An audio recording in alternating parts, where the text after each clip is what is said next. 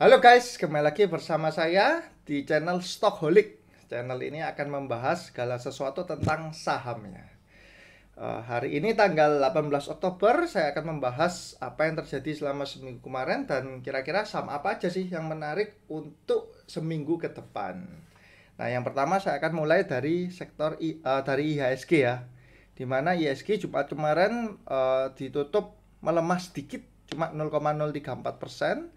Dan selama seminggu ini chartnya ya seperti ini, dimana sempat mengalami kenaikan tapi turun ya, mengalami penurunan dan closingnya nggak terlalu berbeda dengan di tanggal 12 Oktober ini. Hari Jumat kemarin asing masih berjualan ya sebesar 506 M.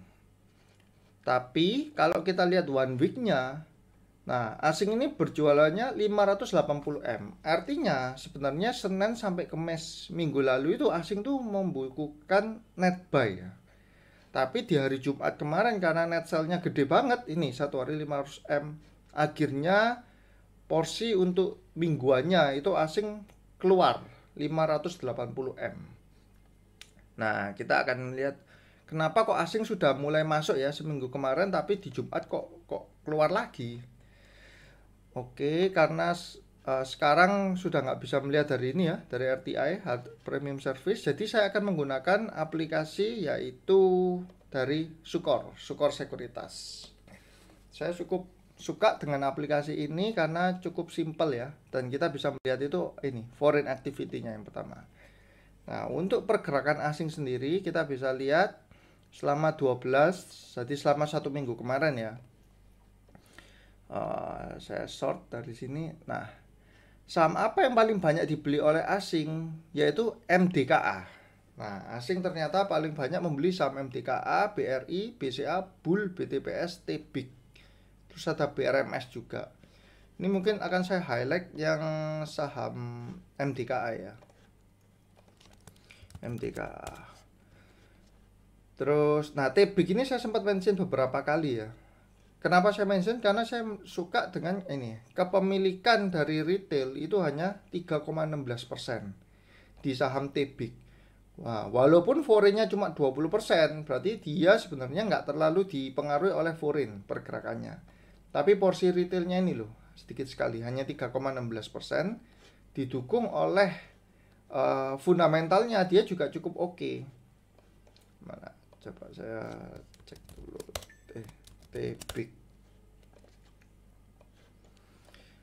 TBIG secara fundamental juga cukup oke. Dia tahun ini malah lebih bagus jauh daripada tahun 2019 ya. Seperti itu. Saya akan masukkan juga TBIG.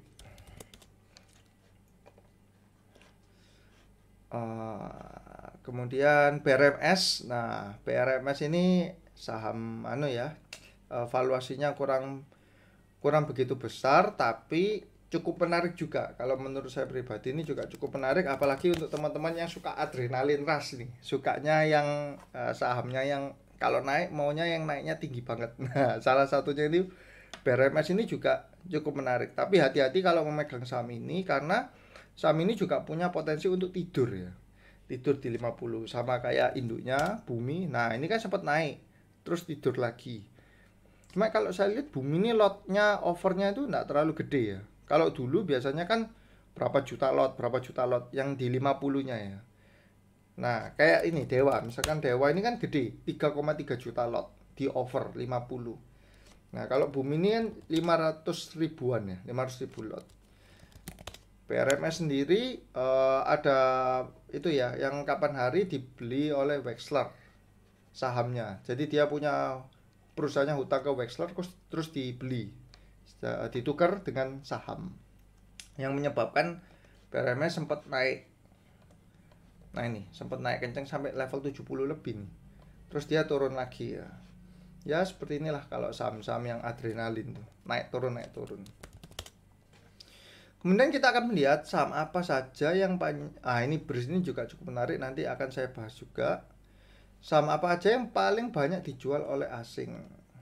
Nah, ini asing paling banyak menjual United Tractor. Telkom masih dijual lagi. Telkom ini padahal harganya sudah drop ya ke 2750 ini. Dia sudah menyentuh di bawah 3.000.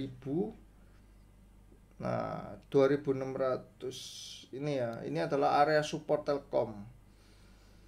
Cuman kalau misalkan ini kembali lagi ke area 2550 sama kayak Maret ya berarti ya. Ini sebenarnya sangat amat menarik saham ini untuk jangka panjang ini. Dia book value-nya termurah ya, sebelum pernah kepala dua kali ini dia nggak pernah. 2014, 15, 16, 17, 18, 19 ini dia belum pernah menyentuh angka 2 kali book value. Secara PE ratio dia juga cukup oke nih. Kalau sebelumnya kan 30 kalian ya, 30 kali, sekarang dia di angka 24 kalian. Jadi perusahaan ini sebenarnya cukup oke lah. Nggak, profitnya dia juga nggak drop, ya kan, turunnya pun nggak terlalu banyak dari tahun lalu, bahkan dari 2 tahun lalu malah dia masih mengalami kenaikan. Cuman saat ini kan porsi retailnya coba saya cek ya, porsi retail dari Telkom. Porsi retailnya juga nggak terlalu banyak ya, 4,9%. Nah, didominasi oleh asing. Karena kalau asingnya keluar terus, otomatis saham Telkom juga akan cenderung turun ya. Oh iya, saya akan cek kalau per Januari. Ini kan per September asing 70,8, retail 4,9. Kalau per Januari, nah ini asing sudah keluar 6% ya, 76. Retailnya bertambah dari 1,22 jadi 4,9. Jadi ada perpindahan barang dari asing ke retail. Ini yang menyebabkan saham Telkom turun terus ya, nggak naik-naik. Oke, saya akan lanjut ke emas. Emas seminggu kemarin nggak terlalu bergerak signifikan. Dia sempat 1.900 terus turun sedikit kayak gini ya. Kalau ini 2 minggu lalu ya, emas sempat naik kenceng dari ini level ini 1870-an ke 1920. Untuk minggu ini pergerakannya nggak terlalu besar ya, volatilenya.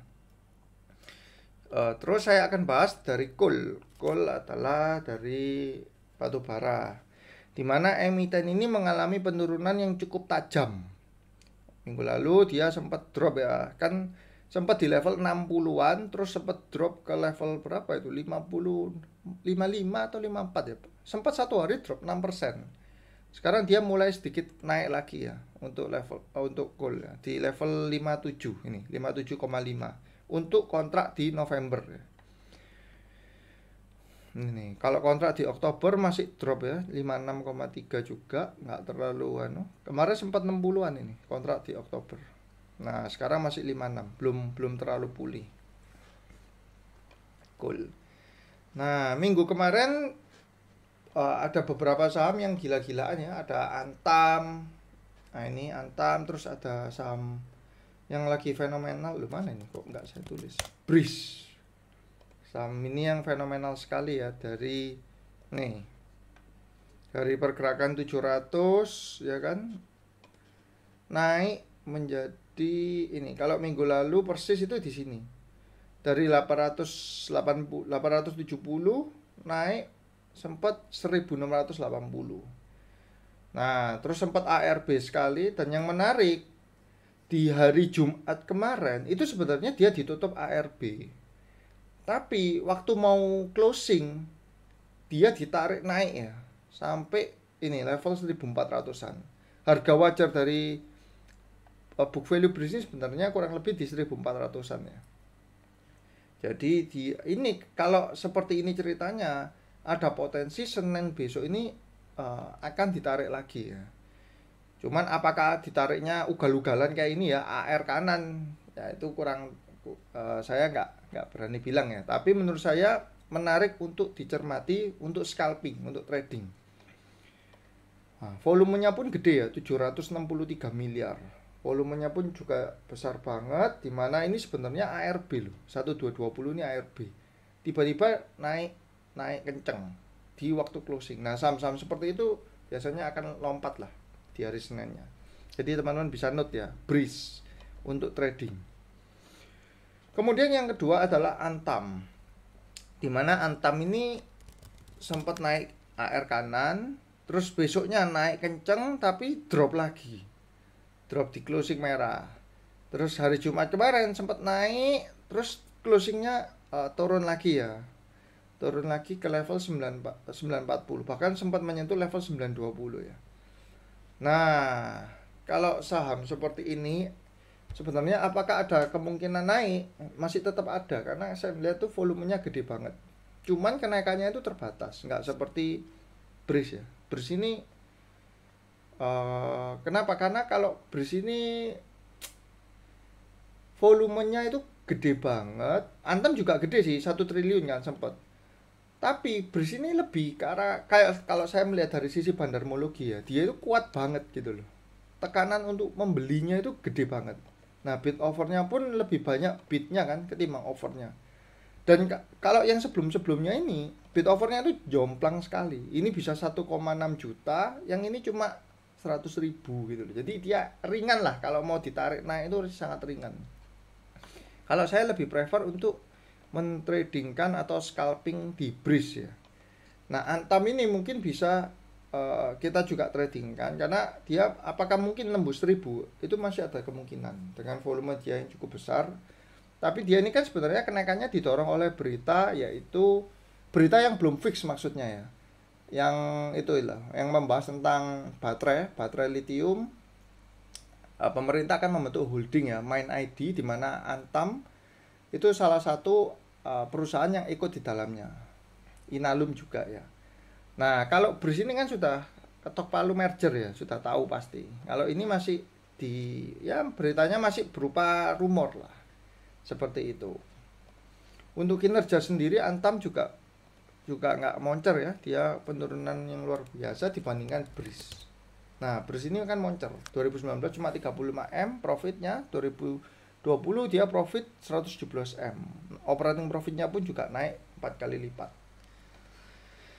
Oke, kemudian saya akan coba melihat dari MTKA ya.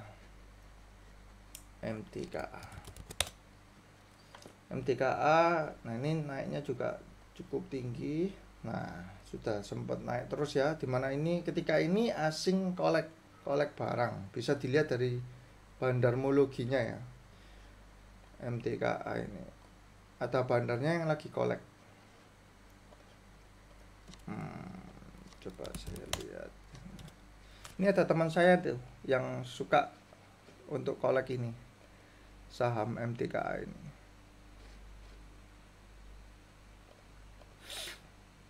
Morgan CSAK, trio asing mengkolek bersama-sama.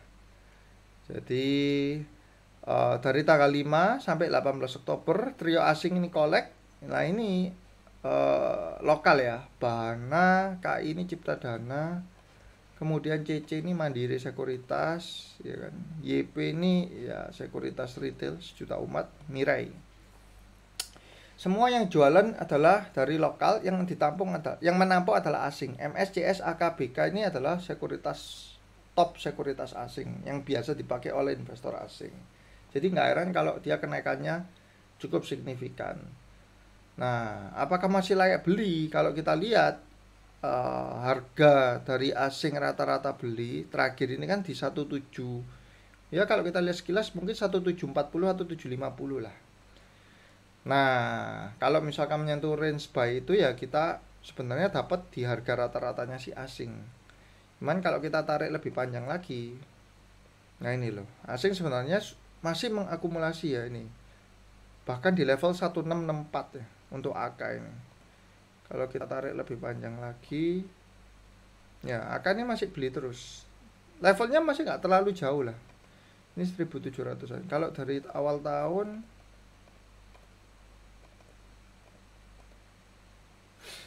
coba kita lihat kalau dari awal tahun gimana. Awal tahun masih CS AKMS ya, masih net buy di level 1580, 1400. Yang jual masih Ciptadana ini. MS 1300-an. Ini kalau kita lihat harga rata-rata mereka di awal tahun ya. 1600 lah, 1500 1600. Fundamentalnya juga cukup oke untuk MTKA, cuman dia memang habis melakukan kebijakan stock split.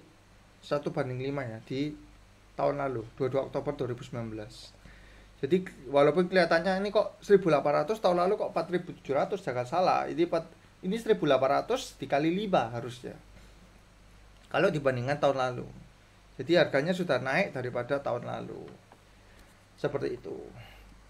Nah, untuk minggu ke depan ini saya akan meng-highlight itu dari saham-saham yang punya pemerintah ya. Salah satunya itu adalah di farmasi, dimana ini kan sudah gembar-gembornya terus tuh tentang vaksin COVID yang akan dilakukan di November.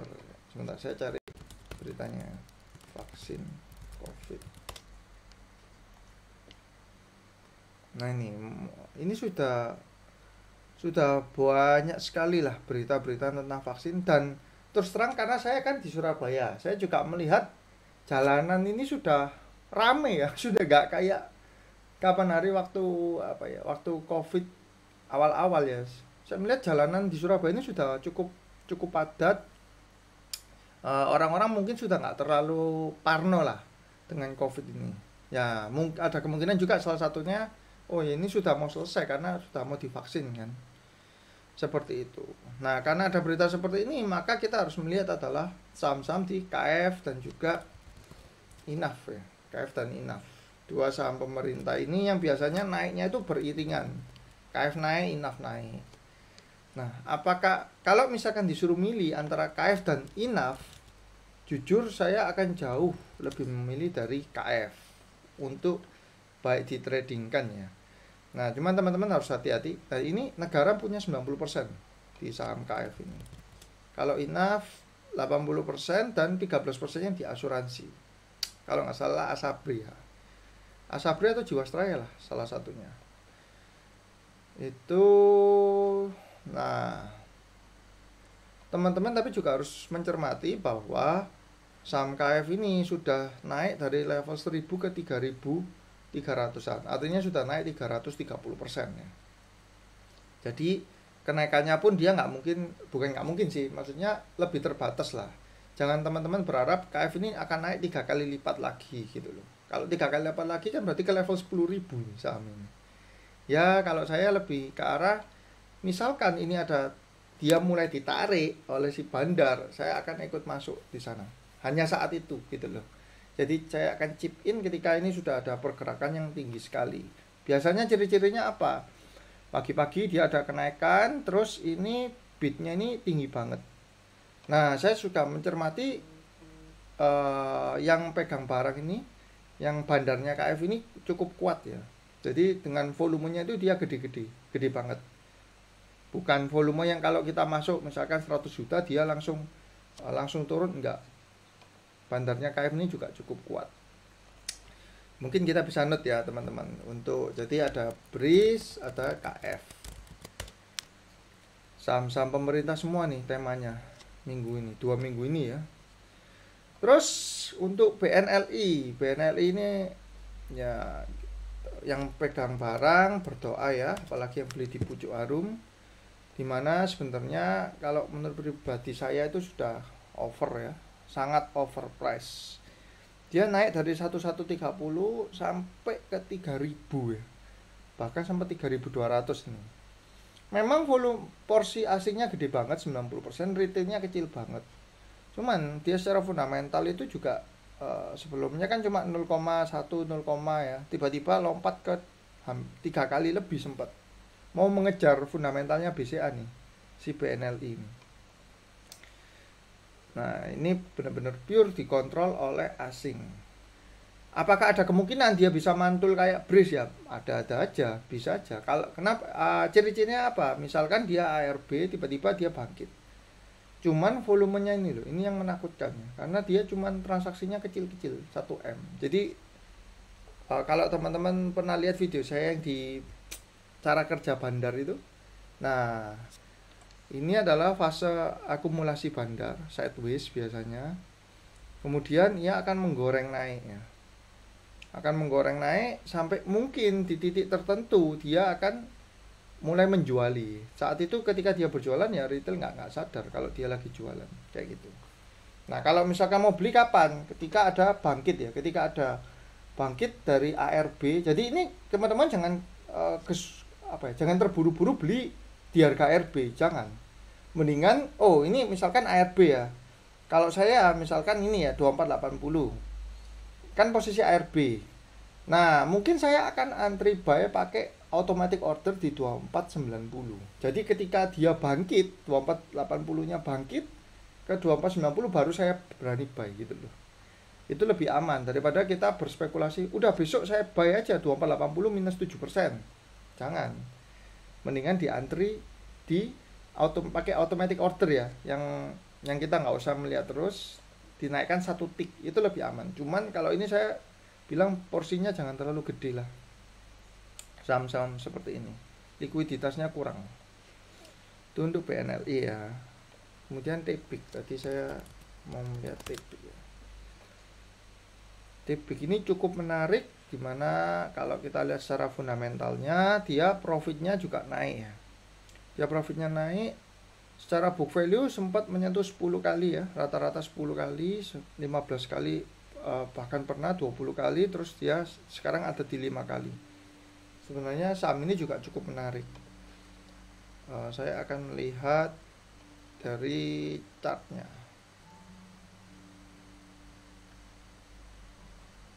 Untuk TPIK.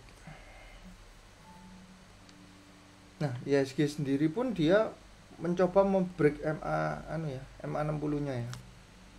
Dia mencoba menembus ini. Sebenarnya kemarin itu sudah cakep ya. Udah ketembus. Tapi sekarang closingnya pas ya di MA 60-nya ini. Untuk IHSG. Nah ini, porsi asingnya sudah nggak kayak ini. Udah nggak kayak kemarin yang keluar gak berhenti-berhenti ini. Sekarang sudah mulai stabil, dimana Jumat kemarin aja yang gede banget keluarnya.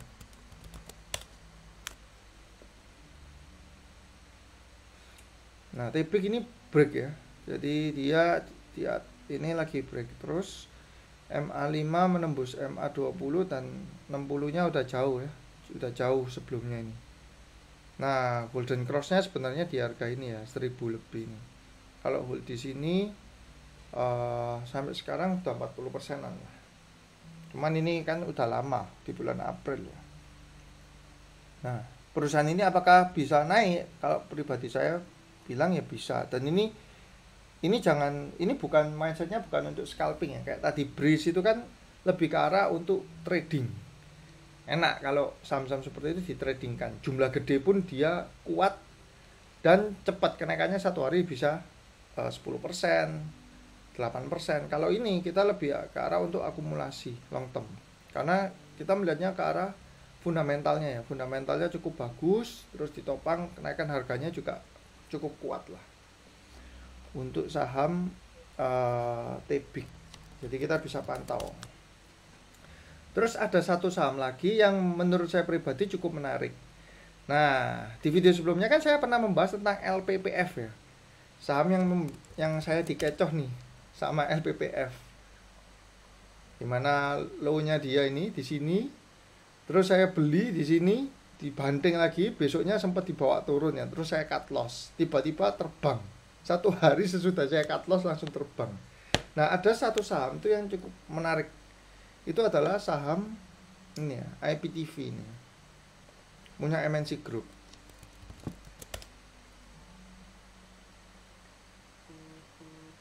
Saham IPTV ini dia kan menembus MA5 ke 20-nya ini di sini. Dia ketembus. Nah, ini. Nah, lagi ada di area-area ini, area nembus pertama. Kalau teman-teman lihat porsi asingnya melandai naik terus ya. Nggak berhenti-berhenti si asing. Tapi jumlahnya kecil sekali nominalnya.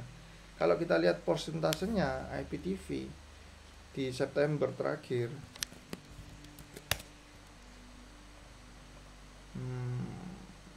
final. Nah, ini loh. Porsi retailnya ini cuma 2,4%. Jadi saya suka yang saham-saham yang porsi retailnya kecil-kecil lah. Porsi retailnya kecil sekali, terus dia lagi ada di area ini ya. Nah, target pertama yang mau ditembus adalah di 306 ini ya, MA60-nya ini. Nah, ini saya suka sih, cuman hati-hati. Kenapa? Karena saham ini volumenya kecil banget, cuman 360 juta. Saya coba antri beberapa kali nggak dikasih sama si bandarnya. Jadi saya coba beli.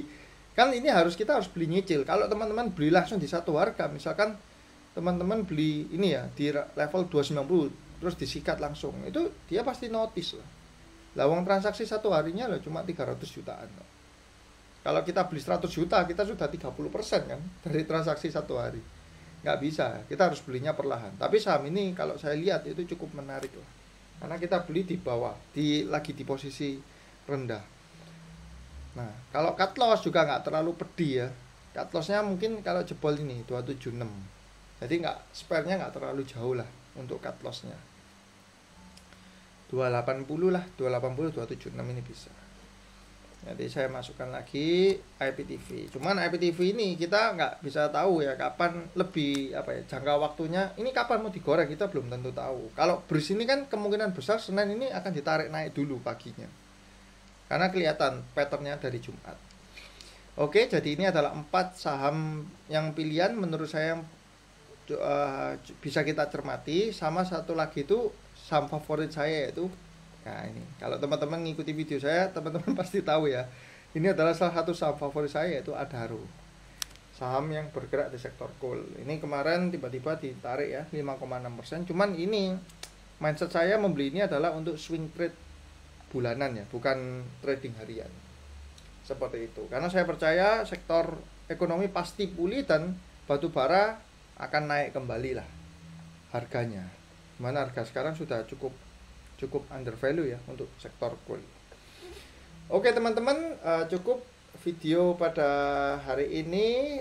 Saya mohon dukungannya dari teman-teman juga untuk subscribe, like. Nah, kalau ada yang mau tanya-tanya bisa di kolom komentar ya. Dan juga share video ini ke teman-teman yang lainnya ya, yang juga trading saham. Jangan lupa juga untuk join di channel Telegram saya yaitu Stockaholic Spasi ID. Dimana channel itu adalah free, nggak ada berbayar, nggak ada membership, nggak ada pom-pom saham juga. Sana saya akan memberikan info-info dan ya kita bisa belajar lah satu sama lain. Saya juga ingin belajar dari teman-teman juga. Oke, sekian video dari saya. See you guys.